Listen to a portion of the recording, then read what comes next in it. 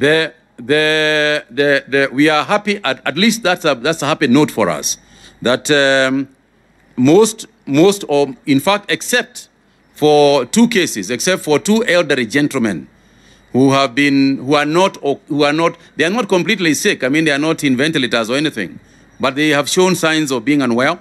The one in Kilifi, we actually flew a ventilator, for them yesterday. And from what the reports I got this morning is that the Frenchman is responding well.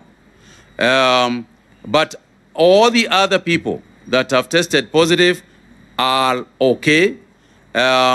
We think we might have some good news, but we don't want to start announcing things and then start going backwards. But keep your fingers crossed. I think soon we could actually be happy about what we are receiving. But for now, I want to leave it there, and I say that somebody's prayers are being answered. Just question moja, swali moja tu. The second question was about the temporary measures that the government is trying to take, especially when you tell Kenyans to stay at home. We know that there are many Kenyans who live from hand to mouth, and we've seen cases of police even using force to disperse Kenyans who woke up early to look for that daily bread that they're looking. Yes, we know we're in a dire situation, but what temporary measures is the government taking to ensure that these Kenyans are really pushing? Well, as I said yesterday or the day before, I said that every measure we take, we'll have a countermeasure in terms of government effectiveness. Anything else? Neto? Yes, Steve. You've mentioned 4 counties already. Has the ministry identified high-risk areas for the COVID-19 in regard to the contacts that you're already pursuing? And there are people who are having home classes for their children. Is that allowed, bringing teachers to the houses for tuition for their children who are at home? We have said before that the kids were not sent home on holiday. The kids were sent home for protection. And let me just say this, for clarity. Let me just say this. We are suffering from cases of indiscipline. And Kenyans are exhibiting a very indisciplined behavior. And this is going to cost us. When we tell people, keep your kids safe, we don't mean you keep your kids safe by bringing somebody in who, for all you know, is coronavirus positive. We are telling you to keep your kids home with you, at home, not exposing them to the disease. That's why they are home in the first place. So, Steve, you need to tell them. You are the one in the media. Tell them. It's a grievous mistake for us to give you your child because we don't want the child exposed, and then you go exposing the child at home. And then afterwards, you call us and say, Serikali's idea. It doesn't work. This is one time when you idea, the government won't idea, because the government cannot help each and every home and every child. We want responsibility among citizens. On the high-risk areas, we have identified, indeed, certain counties that we feel, and indeed the 4 counties that I have counted: Nairobi, Mombasa, Kwale, Kilifi. We have always felt that these counties have got extra exposure, and we have also taken measures in those counties to create extra capacity, an extra response mechanism, than would be in other counties. But let me just say this. It is important for us to keep recognizing that if we tell people to do things and they don't do them, if we tell you that a matatu should have 8 people, and then you do it when you are being watched by the police, and then when you leave the police, you go and start doing it, you go back to normal. It is unfathomable. It is difficult to understand what you are trying to do. Are you trying to kill yourself, or are you trying to kill the people that you are carrying in your matatu? That's a question one needs to answer. The other point that I would like to make, and this is connected with our the travelers who we have kept in quarantine, is to say that the hotels that these people are staying in must not take advantage of them. It is immoral, and I repeated it the other day, it is immoral to take advantage of persons who have no choice.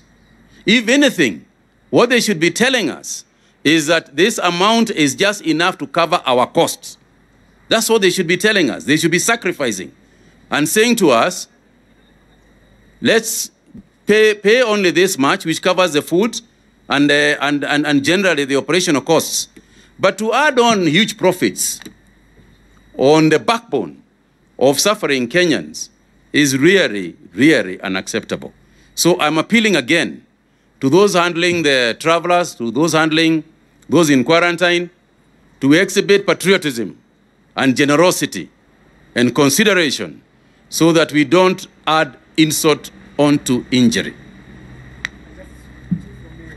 Just one. Yes. In terms of the state at the level of transmission, are we at the horizontal level where it's now becoming local to local infection? Are we at this particular time? And how difficult and prepared are we in terms of anticipating that particular infection from local to another, or from an individual to a community? That is just one.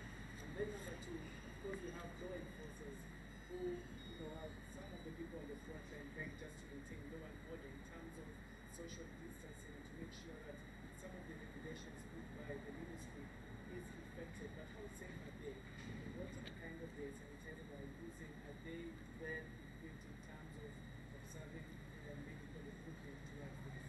Thank you very much. Let me start with the last one, law and order. First and foremost, we have been carrying out training of the police, particularly the traffic police. At the appropriate time, they would obviously know what to do because they have had this training. But as the situation unfolds, then we might require them to do a little bit more than they currently are doing. And as for local to local, at the moment, we are still talking import and contact to import. And therefore, we obviously, and the situation is unfolding. It's difficult to tell right now. Having not carried out all the tests that we need to carry, it's very difficult for me to confirm with you what exactly that situation is. But at the moment, we haven't really tracked to that level. So I want to once again reiterate our thanks to the medical fraternity. The equipment that we received today, in addition to the testing kits, will go a long way to ensuring safety of our health workers. And I want to emphasize that's a key. It's a key consideration for us. And as you know, we also have people, not just the ones you see. We have people in labs who are working very hard, and this testing I'm talking about, they are the ones who are carrying out. And I don't know, ladies and gentlemen, whether you know a gentleman called Mamo Umoro, the head of the national.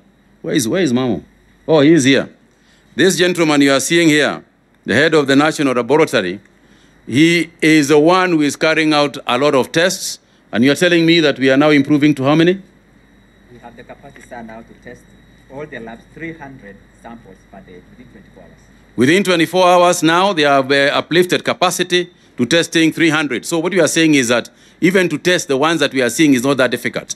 We obviously want to improve that so that if we get the new testing kits, then you'll be able to test in 45 minutes, which is going to really fast track the testing. However, we are also being careful. We don't want fake testing kits being dumped here, and then we are testing people and saying they are positive, they are negative or positive, and we have no idea. As you know, this has been done before. Stuff has been dumped onto Kenya. And anybody wanting to sell things here has two questions to answer. Number one, is it being used in your own country? Because if it is not being used in their own country, why would they be bringing it here? Why would we be testing our people? We are not exactly guinea pigs. The second question, is it approved in your own country, and is it approved? Does it have a WHO status? If it doesn't have, if the answer to any of those questions is no, then we are not interested. If the answer to both questions is yes, we are definitely interested. And that's when we would fast track it, airlift it, if we can get them, because that is the other challenge. The other lab that we are also using is KEMRI, as you are aware, which has established many centers. And also with us here from KEMRI is Rutomia Joel. Is he here? Rutomia, where are you? Oh, you're also on this side. That gentleman is also working very hard at KEMRI to ensure that what we send to them is tested immediately. And I realize that we had a couple of issues when we started, but Rutomia, maybe you can tell them you are capable of doing this now. Yeah, thank you, sir. Currently, the KEMRI laboratories have a capacity of testing 360 samples. Say from here. Say Okay, from here. thank you. Currently, the Kenya Medical Research Laboratory has the capacity to test for 360 samples in a given day, that is 24 hours. We have the machines, we have the personnel who are well trained, and we have the kits. So the country should rest assured that any samples that comes to us, I think, will be tested, and the results will be relayed to the public within the shortest time period. Thank you. Thank you very much. I'll ask the Director General, Acting Director General of Health, if he has got something to add, but for me, thank you all very much. Are you here? Thank you, Waziri. Just to add on to that, that we are also working very hard with Moi Teaching and Referral Hospital to be able to establish another testing facility in the North Rift that can be able to serve the North Rift countries. Therefore, as we go ahead, we are going to be able to deploy testing to the county level so that we can be able to have a shorter turnaround time and therefore quicker decision making, and to reassure Kenyans about their COVID-19 status. And finally, just to appreciate once again, the hard work done by the healthcare professionals from the Port Health, the people in the lab, the clinicians, the doctors, the laboratory guys who are doing a wonderful job working under very difficult circumstances to be able to deliver these results to allay the fear and anxiety of Kenyans. And of course, the support that Kenyans from all walks of life have extended to us during this difficult time. I know it is a difficult period for the nation, but together we shall overcome if we hold our hands together. Thank you. Waziri ameshaongea bwana.